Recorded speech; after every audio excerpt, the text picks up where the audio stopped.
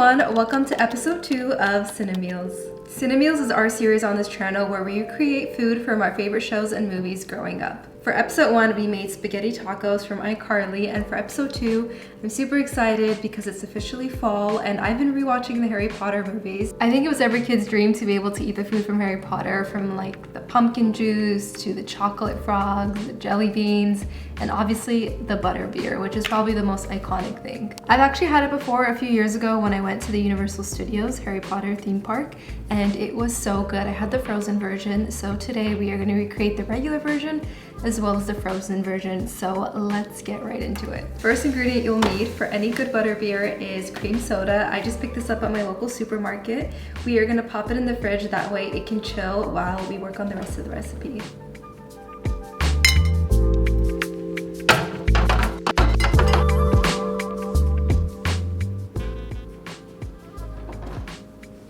Now we're gonna hit the stove and make our homemade butterscotch sauce while the cream soda is chilling in the fridge.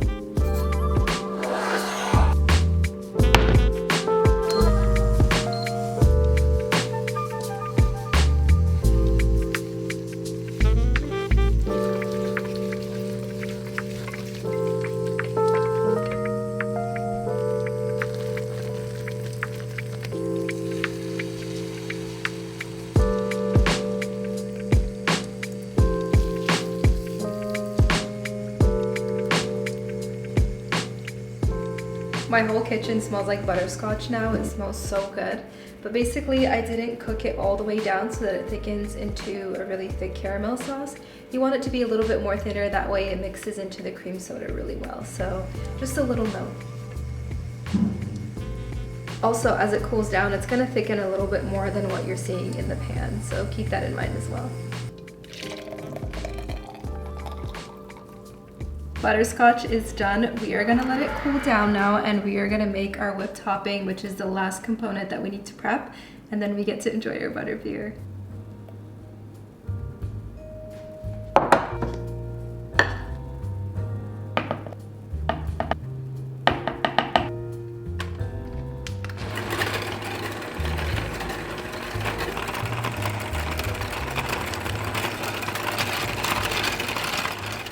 Okay, our whipped cream is done. It's just heavy whipping cream and powdered sugar, and you want it to form into stiff peaks so that it holds its shape just like this. If you want even more butterscotch flavor, you can drizzle and mix it into the whipped cream, but I'm gonna choose to opt out this time and just drizzle it on top when we have the final drink ready. We're on to the final part of making our butterbeer. We're just gonna assemble it. I have these glasses here. I'll have them linked down below just to give it that signature butterbeer look from the movie. We are gonna start by making the regular version and then move on to the frozen one. To make the regular version, we're gonna add 1 to 2 tablespoons of the butterscotch syrup that we made to your glasses.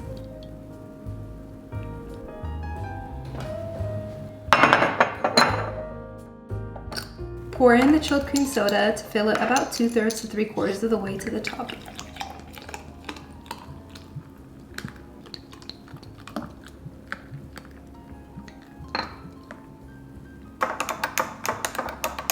And then we're going to take a piping bag, fit it with a tip, that way we can pipe our whipped cream. This is not required. Some other options that you can do is just buy store-bought whipped cream in a canister and just add it onto your drink at the end, or you could whip the heavy cream less and just form a cold foam and dollop it on top. And then there's a third option, which is you can just use a Ziploc bag instead of the piping bag and get a piping tip. Pipe the homemade whipped cream on top and then drizzle it either with the homemade butterscotch sauce or caramel sauce and top it with some toffee bits, and that's basically it. You can also add a sprinkle of sea salt if you like that salted butterscotch flavor.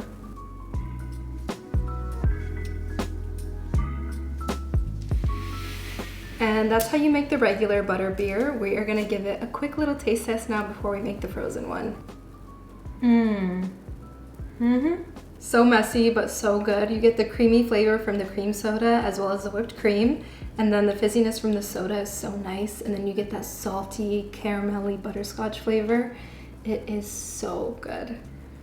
I'm gonna use a straw this time so it's less messy. Wow, that is so good. Now we're gonna make the frozen one. The only difference is we are gonna blend the cream soda with some ice cream and ice to make it like a frosty.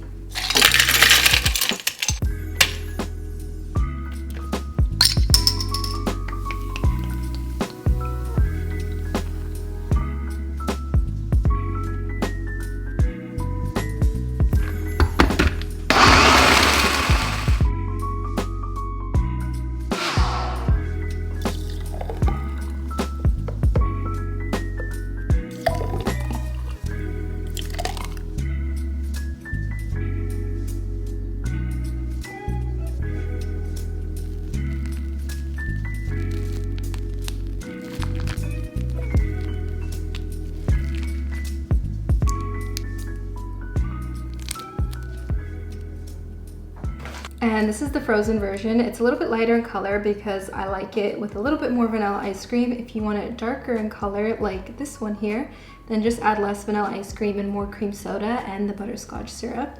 And now we're gonna give it a taste test.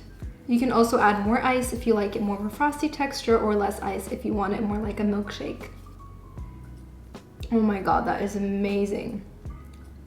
This is the definition of indulgent, and it's so refreshing. I hope you guys enjoyed this recipe. If you recreate it, make sure to tag me over on Instagram. And if you want to see more recipes, you can find me on TikTok. I hope you enjoyed this video. Make sure to give it a thumbs up. And don't forget to subscribe so you never miss a video. And I will catch you in the next one. Bye!